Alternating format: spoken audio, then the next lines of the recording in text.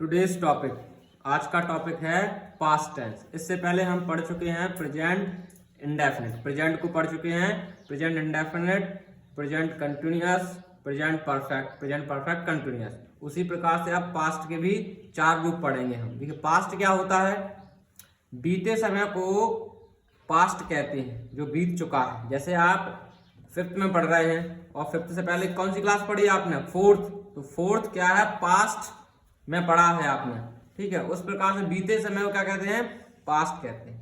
Past के 4 रूप होते हैं, कौन से, past indefinite, past continuous, past perfect continuous. पिछली में बता चुका हूं कि प्रेजेंट, पास्ट, फ्यूचर, इनके 4 रूप होते हैं। तो हम प्रेजेंट के 4 रूप पढ़ चुके हैं और अब हम सेकंड पढ़ेंगे पास्ट के 4 रूप। प्रेजेंट इंडेफिनिट, प्रेजेंट इंडेफिनिट क्या होता है, देखिए प्रेजेंट इंडेफिनिट इस काल में कार्य भूतकाल में पाया जाता है और जिस वाक्य की क्रिया के अंत में चुका, चुकी, चुके यानी या, आ, ई, ए जैसे शब्द आए, उन वाक्यों को पास्ट इंडेफिनिट में रखते हैं। देखिए प्रेजेंट इंडेफिनिट में है लगा होता था इनके साथ में, अगर है लग जाए तो प्रेजेंट इंडेफिनिट बन जाएगा और है हट जाएगा तो पास्ट इंडेफिनिट का सेंटेंस बन जाएगा। अब देखिए उन वाक्यों को पास्ट इंडेफिनिट में रखते हैं, किन वाक्यों को, जिन वाक्य की क्रिया के अंत में ये मात्राएं आए या ऐसे शब्द आए, उन वाक्यों को पास्ट इंडेफिनिट में रखते हैं। अब देखिए पास्ट इंडेफिनिट के केवल अफर्मेटिव वाक्य में, केवल अफर्मेटिव वाक्य की मुख्य क्रिया का दूसरा रूप लगाते हैं, केवल अफर्मेटिव सेंटेंस में बस। और सहायक क्रिया सिंगुलर और प्लूरल दोनों सब्जेक्ट हो, चाहे सिंगुलर सब्जेक्ट हो चाहे प्लूरल सब्जेक्ट हो, सहायक क्रिया केवल डिड का ही उपयोग होता है, डिड ही लगाते हैं। देखिए यहाँ रूल्स देखिए, रूल्स के साथ में एग्जाम्पल भी दिए हुए हैं, उनको समझते हैं। अफर्मेटिव सेंटेंस, अफर्मेटिव सेंटेंस क्या होते हैं, अफर्मेटिव सेंटेंस साधारण वाक्य होते हैं जिसमें हमें केवल ये दर्शाता है किसी व्यक्ति के बारे में बात हुई है, किसी व्यक्ति के बारे में इंफॉर्मेशन दी जा रही है, उन्हें अफर्मेटिव सेंटेंस कहते हैं। देखिए इसका रूल्स है, जो नियम है, इस नियम के अनुसार हिंदी से इंग्लिश में ट्रांसलेट करेंगे। कैसे करेंगे, देखिए नियम क्या कह रहा है कि हिंदी वाले वाक्य में से पहले सब्जेक्ट को निकालिए, और सब्जेक्ट कौन होता है, क्रिया को करने वाला सब्जेक्ट होता है। जैसे मैंने एक एग्जांपल लिया है, मैंने कमरा साफ कर दिया, तो साफ करने का काम कौन कर रहा है, मैं, तो ये सब्जेक्ट हो जाएगा आई। अब देखिए मैंने कहा वर्ब की सेकंड फॉर्म लगाते हैं अफर्मेटिव सेंटेंस में, तो वर्ब क्या है, साफ करना, तो साफ करने की क्या होती है, क्लीन, क्या होती है, CLEAN, क्लीन। अब सेकंड फॉर्म क्या होगी, क्लीन्ड, तो आई क्लीन्ड। अब ऑब्जेक्ट, ऑब्जेक्ट क्या है, देखिए हमने इसकी इंग्लिश लगा ली, इसकी इंग्लिश लगा ली, अब बचा क्या है, कमरा, तो क्लीन द रूम। एक बार फिर समझते हैं, मैंने कमरा साफ कर दिया, इसको इंग्लिश में ट्रांसलेट करेंगे, आई क्लीन द रूम। दूसरा वाक्य है, वह उसे बदल चुका, वह उसे बदल चुका, तो इसको सब्जेक्ट क्या है, वह, तो वह की इंग्लिश लिखेंगे ही। वर्ब क्या है, बदलना, तो चेंज, CHNGE, चेंज। अब सेकंड फॉर्म, चेंज की सेकंड फॉर्म चेंज्ड, तो लग गया चेंज्ड, ही चेंज्ड। ऑब्जेक्ट क्या है, उसे, तो ऑब्जेक्ट आ गया हमारा हिम, वह उसे बदल चुका, ही चेंज्ड हिम। ठीक है, अब चलते हैं नेगेटिव सेंटेंस। नेगेटिव सेंटेंस क्या होते हैं, जिन वाक्यों में नहीं शब्द होता है, जिन वाक्यों में नहीं शब्द होता है वो नेगेटिव होता है। जैसे देखिए मैंने कमरा साफ कर दिया, ये क्या है, अफर्मेटिव। अगर मैं इसमें नहीं शब्द और लगा दूं तो वो बन जाएगा नेगेटिव, मैंने कमरा साफ नहीं किया, तो ये बन गया नेगेटिव सेंटेंस। देखिए यहाँ इसका नियम क्या है, पहले सब्जेक्ट को हिंदी वाले वाक्य में से निकालेंगे, ढूंढेंगे, फिर डिड लगाएंगे, ये हेल्पिंग वर्ब है, सहायक क्रिया है, फिर मेन वर्ब की फर्स्ट फॉर्म। अब केवल अफर्मेटिव में सेकंड फॉर्म लगती है, नेगेटिव में नहीं लगेगी, नेगेटिव में फर्स्ट फॉर्म लगेगी, इंट्रोगेटिव में फर्स्ट फॉर्म लगेगी, इंट्रोगेटिव नेगेटिव में फर्स्ट फॉर्म लगेगी, अदर इंट्रोगेटिव में फर्स्ट फॉर्म लगेगी, अदर इंट्रोगेटिव नेगेटिव में फर्स्ट फॉर्म लगेगी। केवल पास्ट इंडेफिनिट के अफर्मेटिव सेंटेंस के लिए वर्ब में सेकंड फॉर्म का प्रयोग होता है, बाकी के किसी भी सेंटेंस में प्रयोग नहीं होता है पास्ट इंडेफिनिट में। ठीक है, अब चलते हैं तो सब्जेक्ट निकालेंगे, फिर हेल्पिंग वर्ब यानी डिड लगाएंगे, चाहे सिंगुलर हो तो डिड लगेगा और प्लूरल सब्जेक्ट हो तो डिड लगेगा। फिर वर्ब, फिर ऑब्जेक्ट। मैंने कमरा साफ नहीं किया, अब इसमें केवल नई शब्द और जुड़ गया है, तो ये क्या बन गया, नेगेटिव। तो इसको इंग्लिश में चेंज कैसे करेंगे, I did not clean the room, I did not clean the room. देखिए सब्जेक्ट हमारा आई है, हेल्पिंग वर्ब लगाया, नहीं की अंग्रेजी लगाई नॉट, ये वर्ब है हमारा क्लीन और ये ऑब्जेक्ट है हमारा द रूम। दूसरा वाक्य है उसने उसे नहीं बदला, उसने उसे नहीं बदला, he did not change him. तो ये सब्जेक्ट है, उसने शब्द सब्जेक्ट है तो ही हो गया हमारा सब्जेक्ट, डिड होगी हेल्पिंग वर्ब, पास्ट इंडेफिनिट की हेल्पिंग वर्ब डिड हो गई, फिर नॉट लगा दिया, ये वर्ब हो गई है ना, और ये ऑब्जेक्ट हो गया। समझ में आ रहा है। अब देखिए तीसरा आता है, थर्ड आता है इंट्रोगेटिव सेंटेंस। इंट्रोगेटिव सेंटेंस कौन से होते हैं, जिन वाक्यों के पहले क्या शब्द आए वे वाक्य इंट्रोगेटिव सेंटेंस होते हैं, और वाक्य की इंग्लिश टेंस के अनुसार सहायक क्रिया लगाते हैं, टेंस के अनुसार सहायक क्रिया लगाते हैं। जैसे पास्ट इंडेफिनिट पढ़ रहे हैं तो पास्ट इंडेफिनिट की सहायक क्रिया क्या होती है, डिड, तो डिड लगाएंगे। देखिए तो क्या की इंग्लिश डिड लगाएंगे। देखिए आगे देखते हैं, नियम क्या है इंट्रोगेटिव का कि पहले डिड लगेगा, क्या की अंग्रेजी डिड लगेगी, फिर सब्जेक्ट को निकालेंगे, फिर वर्ब को निकालेंगे हिंदी वाक्य में से, फिर ऑब्जेक्ट को, फिर पीछे क्या लगाएंगे, क्वेश्चन मार्क।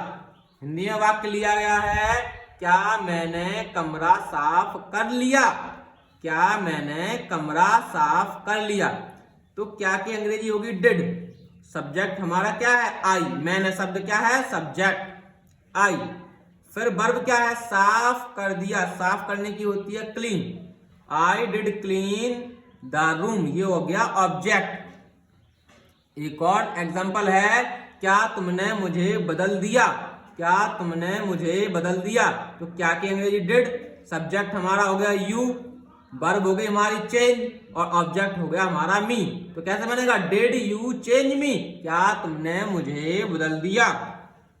अब आता है interrogative negative sentence. Interrogative negative sentence क्या होता है, देखिए इंट्रोगेटिव नेगेटिव सेंटेंस में वाक्य के पहले क्या शब्द लगा होगा और वाक्य के बीच में नई शब्द आते हैं। देखिए जैसे पहले क्या लगा होगा और बीच में नई शब्द लगा होगा, तो पहले क्या लगा तो इंट्रोगेटिव है और नई शब्द और मिल गया तो वो नेगेटिव हो गया, तो इंट्रोगेटिव नेगेटिव हो गया। नियम क्या है, देखिए रूल्स क्या है जिससे हम हिंदी से इंग्लिश में ट्रांसलेट कर पाएंगे। पहले डिड लगाएंगे, डिड क्यों लगाएंगे, क्योंकि क्या की अंग्रेजी डिड लगती है जब हिंदी में क्या पहले लगा हो, तो डिड लगाएंगे। उसके बाद में सब्जेक्ट को निकालेंगे, फिर नॉट को निकालेंगे, फिर वर्ब, फिर ऑब्जेक्ट, फिर क्वेश्चन मार्क लगाना है।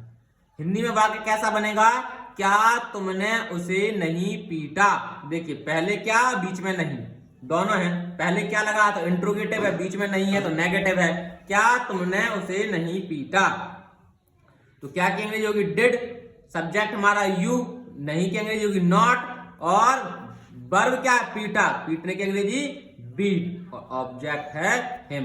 तो क्या तुमने उसे नहीं पीटा, इसको इंग्लिश में ट्रांसलेट कैसे हो जाएगा, did you not beat him, question mark लगा देंगे।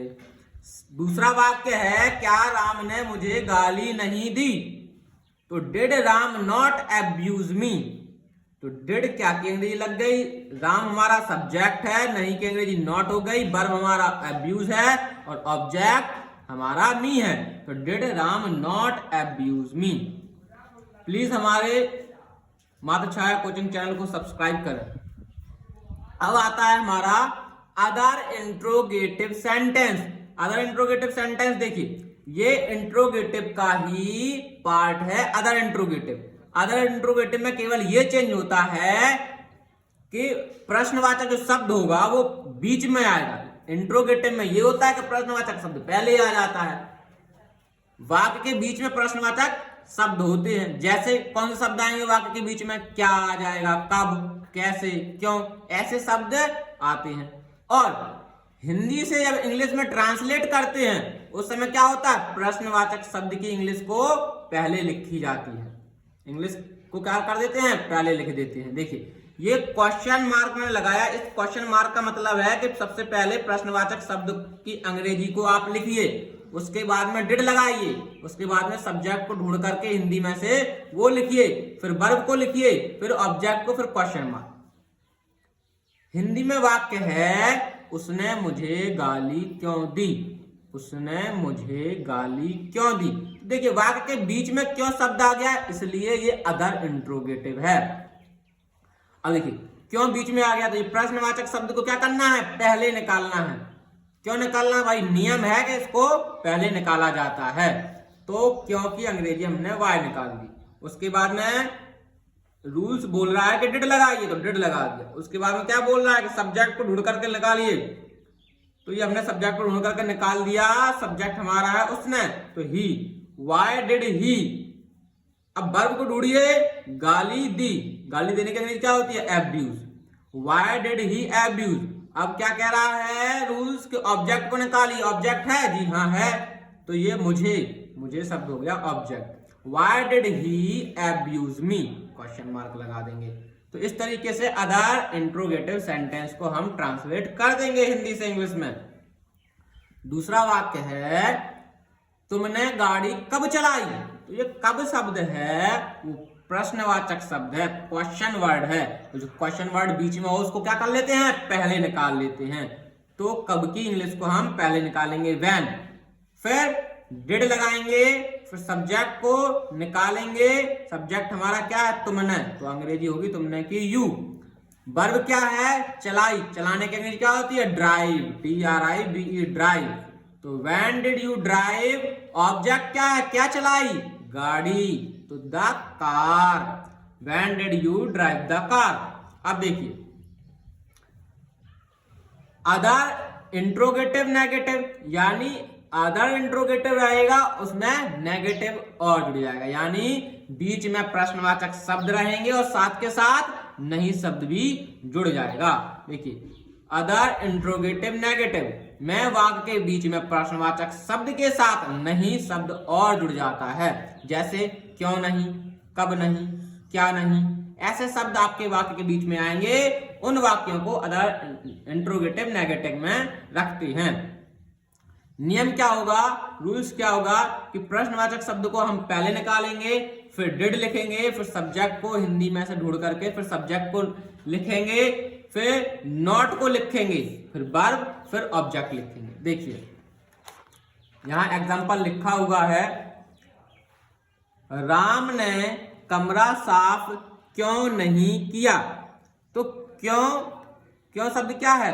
प्रश्नवाचक शब्द है, क्वेश्चन वर्ड है, लेकिन नहीं शब्द भी इसमें लगा है, नेगेटिव है। तो क्या हो गया? Interrogative, other interrogative negative sentence हो गया। अब ये बनेगा कैसे? देखिए मैंने यहां लिख दिया है दोबारा से रूल्स कि पहले प्रश्नवाचक शब्द को पहले बीच में से निकाल करके पहले लिखना है। तो वाई आ गया, फिर डिड लगा दिया। अब सब्जेक्ट हमने ढूंढा तो क्या है? राम है, तो राम लिख दिया। फिर नहीं की अंग्रेजी नॉट है, तो नॉट लिख दी। वर्ब क्या है? साफ करना, साफ किया, क्या? क्लीन। साफ करने क्या होती है? क्लीन। अब क्या साफ किया? तो ऑब्जेक्ट क्या निकल के आया? कमरा, तो लास्ट में लिख दिया room. Why did Ram not clean the room. इस प्रकार से other interrogative negative sentence Hindi से इंग्लिश में ट्रांसलेट कर सकते हैं। अब देखिए पापा ने खाना क्यों नहीं खाया। तो क्यों नहीं शब्द क्यों और नहीं दोनों आ गया। क्यों आ गया तो इंट्रोगेटिव, नहीं आ गया तो नेगेटिव। ठीक है, तो अदर इंट्रोगेटिव नेगेटिव हो जाएगा। फिर बनेगा भी उसी तरीके से, उसी नियम से बनेगा कि प्रश्नवाचक शब्द को हम पहले निकालेंगे, फिर डिड लगाएंगे, फिर सब्जेक्ट हमारा क्या है फादर, फिर नॉट लगाएंगे, वर्ब क्या हमारा ईट और ऑब्जेक्ट है हमारा द फूड। तो बनेगा कैसे, why did father not eat the food. इस प्रकार से आपने पास्ट इंडेफिनिट पूरा कर लिया है। मार्क्स छाया कोचिंग चैनल को सब्सक्राइब करें, वीडियो को लाइक शेयर करें, कमेंट में अपने डाउट लिखें और उससे मेरे से जवाब पाएं।